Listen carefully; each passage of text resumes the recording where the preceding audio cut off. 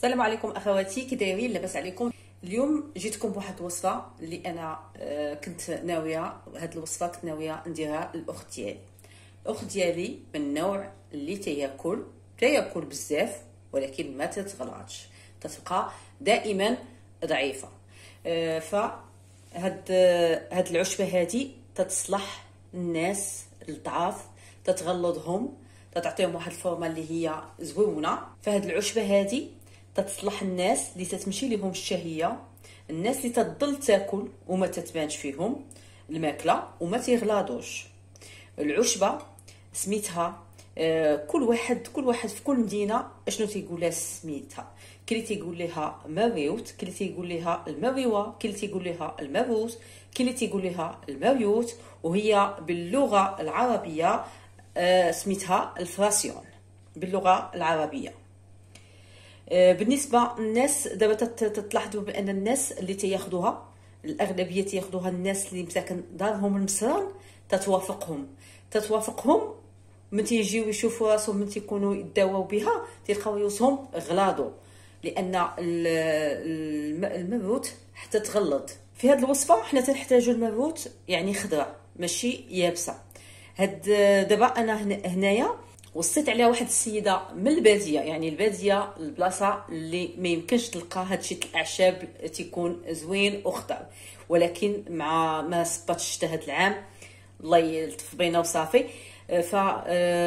جابت لي قالت لي هانتي هادشي اللي كاين، وكيف تتشوفوا ها هي هاد اللي خضرين هما هادو، تتكون على هاد الشكل.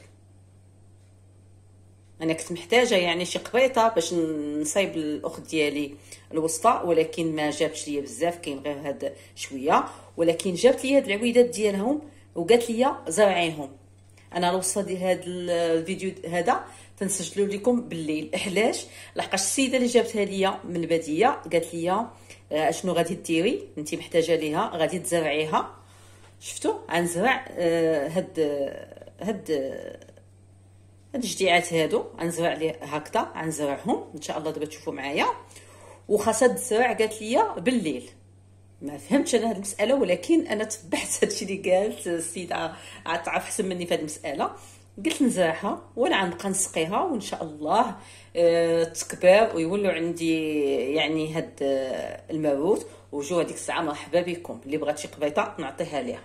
المهم نرجع للموضوع ديالنا. الماروت ما تتصلحش غير تتغلظ، هي مسكنه للالم، ضد الالتهابات، تعالجوا بها الناس مرض السرطان، مرض السكري. هي تتنظم وظيفه الخلايا المناعيه، تصبح واحد المناعه قويه عند الانسان. الجهاز الهضمي تنظفوا بها الناس الفم اللي فيه رائحه، وتختفي جميع العفونات، يتبخوها وتبغاو يغروا بها هكا، فتختفي جميع العفونات. الناس اللي مصابه بالربو وبالامراض التنفسيه هي تتصلح لهم. الناس اللي عندهم الامساك والناس اللي عندهم الاسهال، في كلتا الحالتين تتصلح. عندك الامساك تصلح لك، عندك الاسهال تصلح لك.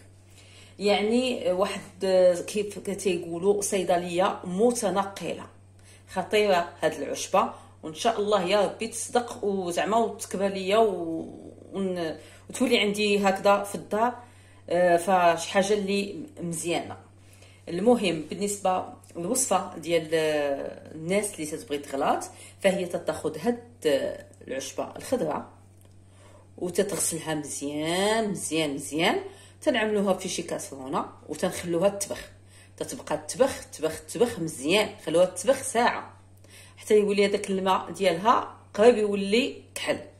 من بعد تتكبوا عليها السكر سنيده. السكر سنيده علاش؟ لان هي مره في المذاق ديالها. تتكبوا عليها السكر سنيده وتترجعوها عاوتاني النار تبقى تغلي شي ربع ساعه. الا بغاو الناس اللي ما عندهمش مشكل في الحلبه، كاين اللي عندهم مشكل في الحلبه ما تيبغوهاش الرائحه ديالها، الناس تبغي تمشي الخدمه تتولي فيهم الريحه ما تيبغوهاش، يكتفوا غير بانهم من بعد ما يعملوا السكر ويخلوهم ربع ساعه صافي غادي يصفوا هذاك الماء هو مع السكر، لانكم نتوما اصلا عديو السكر بزاف، لان هي مره فهي تتولي بحال شي سيرو. غتكتفوا بهذاك السيرو وتعملوه في شي قرعه تاع الزاج، وتبقاو تاخذوا 2 المرات في النهار، قبل نص ساعه قبل الغداء ونص ساعه قبل العشاء. صافي 2 مرات، ما تكثروش منها. الحاجه متى تكثر بزاف فتترجع على الانسان ديالو قبل الاضرار.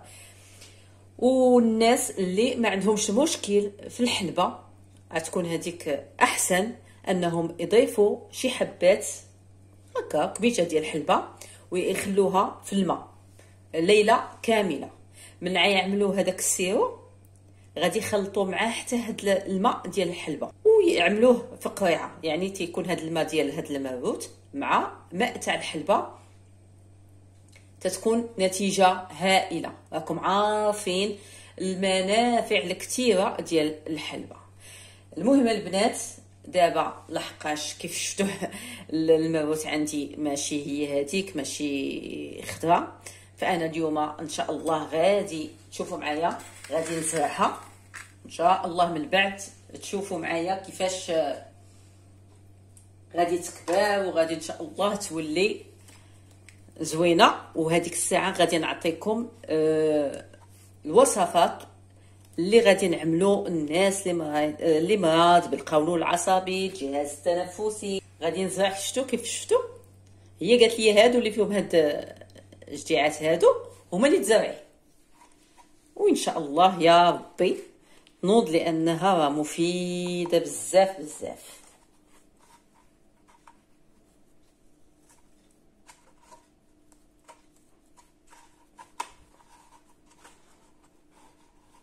من غادي تنوض ليا ان شاء الله الماروت يا ربي غادي تشوفوا معايا المحبقه ديالي ان شاء الله الجديده بالعشبه، وتشوفوا معايا وصفات هائله ديال هاد العشبه العجيبه. انا تسميها عشبه عجيبه. كاين يعني سبحان الله عشبه تدير 2 دراهم تقدر تداوي لك امراض اللي الناس تخسر فيها الملايين. سبحان الله، يعني اي حاجه تلقاوها هكا مزروعه من عند الله تيكون فيها واحد الشفاء وعلاج للناس. صافي البنات ما غاديش نطول عليكم الفيديو، وغادي نتسناو ان شاء الله حتى تكبر لي هاد الماروت، او كيف تيقولوا باللغه العربيه الفاسيون. وغادي نرجع معكم ان شاء الله بفيديوهات اللي غادي تعجبكم بزاف بهاد العشبه. غادي نخليكم وان شاء الله نتلاقاو في فيديو قادم باذن الله.